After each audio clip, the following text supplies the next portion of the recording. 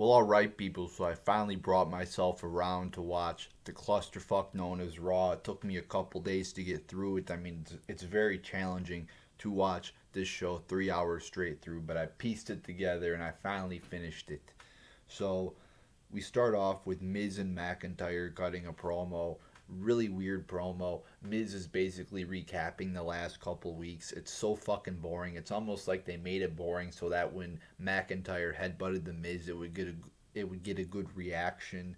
Miz looks like a fucking fool again. He looks weak again. I mean, I keep saying the same shit over and over, but WWE keeps doing the same shit over and over again with making your money in the bank look week in and week out. It's ridiculous.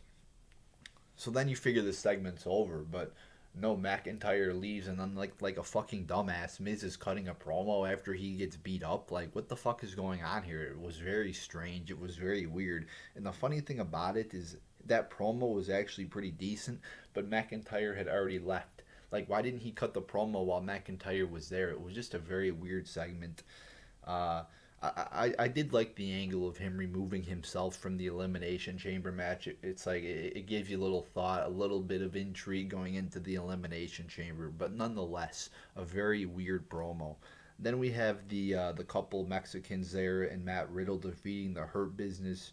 It was an all right match, nothing special, nothing too shitty.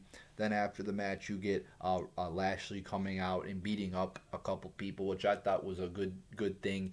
I mean, I keep saying it. Like, if you want the U.S. belt to be worth what it used to be, if you want to elevate it back to the level it was at, you got to make your U.S. champ seem like a legitimate champ. And I thought this was, and I think they've actually been doing a pretty decent job with Lashley, making him seem tough, making him seem like a formidable opponent. Even though he is a heel, they're giving him, they're putting him over, which is a good thing. And they did it again here. However, you got to do this for years and years and years because the reputation of the belt has been so tarnished, has been so trashed by the likes of people like Santino Marella, goofballs like him, and just jobbers that you have to do this for years to get the belt back up to the prestige that it once was at. Then now I gotta turn back to some ranting. We still got this fucking fool, this goofball, Bad Bunny on the show. Why is he still lingering around? He does nothing for me. He does nothing for anybody, and he wins the 24/7 title. I mean, I've hardly even talked about the 24/7 title because it's so worthless, it's so trash, and it's so stupid. It's so worthless that Damian Priest doesn't even want it. A fucking guy who just came to the main roster from NXT doesn't even want the 24/7 title. He just lets Bad Bunny win it because the 24/7 title is such a joke. It's not even anything. It's almost like a laughing matter. It's like, why even have the fucking belt? And I get it's not, it's kind of like the old hardcore title, and I get it's not gonna be at the level of a WWE championship, or it probably shouldn't even be at the level of an IC or US championship. But at least make it mean a little bit. At least make it mean something. It's just a joke. It's just a throwaway. And the fact that you got a fucking non wrestler winning the belt, you got fucking that idiot Rosenberg winning the belt. I mean, it's stupid. Just get rid of it. Then we have Charlotte and Azuka, and Lacey Evans and Peyton Royce ending in a disqualification. Just a boring fucking divas match here. Uh, they said at the end of the match that Lacey Evans is pregnant. Kind of funny, I guess. Is Ric Flair the father? I guess we'll find out. Um, but I guess that's something to look forward to next week, right? Is Ric Flair the fucking father? Is Ric Flair banging 30-year-olds? Well, I guess we'll find out. But I mean, at least they're doing something with this Ric Flair Lacey Evans shit. We'll see what happens with it. You know, if and I guess Charlotte and Azuka are still a tag team. You wouldn't have known. They were just tag team champions, but they were never featured together.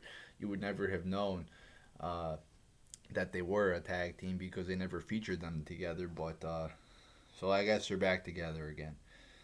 Then we have Kofi Kingston defeating The Miz in a good match. This was to determine who would take Miz's place. Would it be John Morrison or would it be Kofi Kingston. It was a good match. And why was it a good match? Again, because they made it more than fucking 3 or 4 minutes long. I mean, I'm sick and tired of WWE doing 3 or 4 minute matches that always result in failure.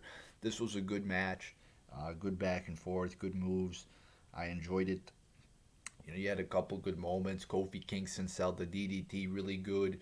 You had the neck breaker on the outside. There was a few good moments in this match. However, Miz loses again.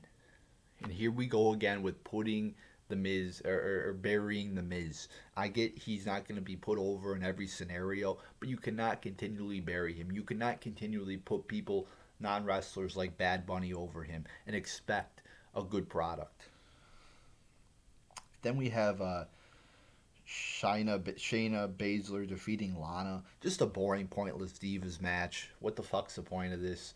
And it makes no sense. So you have Lana going over Nia Jax last week, and now you have Lana being beat this week. Like, this even Stevens 50-50 booking is one of the reasons why no new stars can be developed in this show, because everybody's a fucking mid-carder. So just a pointless match. And then we have the gauntlet match. I kind of have mixed feelings about this. It had some good wrestling in it. There's no doubt about it. However, it just kind of dragged on and on and on and on. And I was getting kind of exhausted watching, almost an hour of wrestling. I mean, it seemed like it was like 40 minutes or 50 minutes. And I was kind of exhausted by the time it ended. But there was some good wrestling in it. But it's just my attention span is not very long for WWE. So Sheamus ends up winning it. No real criticisms of this of this. I thought they did a good job with like not burying anybody, but not not doing anything stupid. Like, for example, I thought Drew McIntyre beating AJ Styles was good because AJ Styles already fought a match, but at the same time AJ Styles still got in a lot of offense on Drew McIntyre. And Sheamus beating Drew McIntyre was okay because Drew McIntyre already had fought a couple matches beforehand. So no real complaints here. I mean, it was okay, maybe even a little bit above average, but at the same time, it still dragged on and on and on. No real promos building up to this match, and this is a problem. You got a pay-per-view that's 3 weeks after the Rumble. It's like there's very little time to build up to it, and you really got very little build to this match, this Elimination Chamber match, or really any other match. I mean, I honestly could not really tell you any other matches that are taking place at the Elimination Chamber besides this one. Like, I don't know. Like, even me watching Raw, every Raw for the last 2 months, I could not tell you. And you might say, well, Ruthless Rancher, that's your fault. You're just a dumb fuck. Maybe I am, but just the lack of WWE's ability, again, to just build to pay-per-views and make them seem special is a big problem, in my opinion. So we'll see what happens at Elimination Chamber. I'll probably do a predictions video, a preview video, some shit like that. Not looking too forward to it. Very rare that I am looking forward to anything with associated with WWE. But we'll see what happens. So there you go, people. There's my Raw review.